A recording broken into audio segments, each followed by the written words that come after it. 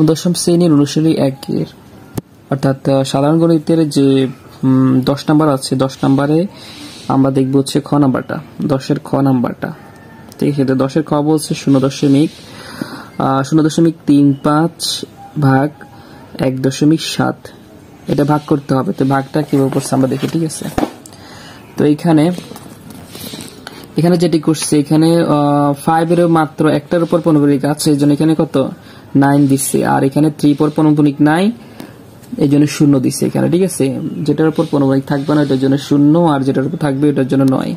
তো এখানে পুরোটা লিখে ফেলছে 35, আর এখানে -3 কেন দিচ্ছে? কারণ 35 থেকে 3 বা কেন বিয়োগ করছে? 3 কেন হবে? 35 পুরো দেয় নাই কেন? কারণ এখানে 3টা হচ্ছে পৌনঃপুনিক ছাড়াই জন্য, আর প্রথমে বিয়োগ করতে হবে এটা পুরোটা নিতে হবে, পুরোটা থেকে পৌনঃপুনিক ছাড়া যেটা ওইটা থেকে বিয়োগ করতে হবে।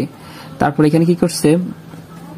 এখানে 17 পুরো লিখে ফেলছে, -1 দিছে, কারণ 1টা কি পৌনঃপুনিক ছাড়া, আর এখানে 7 একটার উপরে কি আছে পৌনঃপুনিক আছে, এর জন্য এখানে কি দিছে 9 দিছে। 35 থেকে 3 গেল হচ্ছে 32, 17 থেকে 1 গেল হচ্ছে 16। তারপর এখানে কি করছে? এখানে ভাগ কাটাকাটি করছে, এখানে হচ্ছে কাটাকাটি কি করছে? আমরা যদি কাটাকাটি করি এটা হচ্ছে 16 দুগুণা 32, এখানে 16 দুগুণা 32, আর এটা হচ্ছে কত 45 দুগুণা 90, বইকে 2 দ্বারা কাটছে। ঠিক আছে, তারপর এখানে 16 আর 9 যেভাবে সেভাবে থাকবে। তারপর এখানে কি করছে?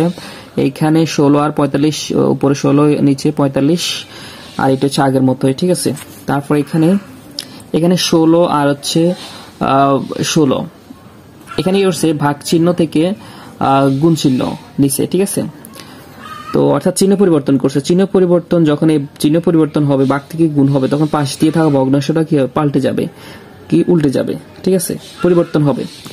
তো এখানে 9 উপরে চলে আসবে, 16 নিচে চলে যাবে। ঠিক আছে, তারপর এখানে কি করছে? কাটাকাটি করছে। কিভাবে করছে? 5 নং 45। ঠিক আছে, 5 নং 45, 16 আর 16 কাটা গেছে, উপর হচ্ছে 1, তো উপর হচ্ছে 1, নিচে হচ্ছে 5, 1 আর 5। তো এখানে 1 কে যদি 5 দ্বারা কি ভাগ করো তাহলে 0.2, এটা হচ্ছে উত্তর। আশা করি বুঝতে পারছো।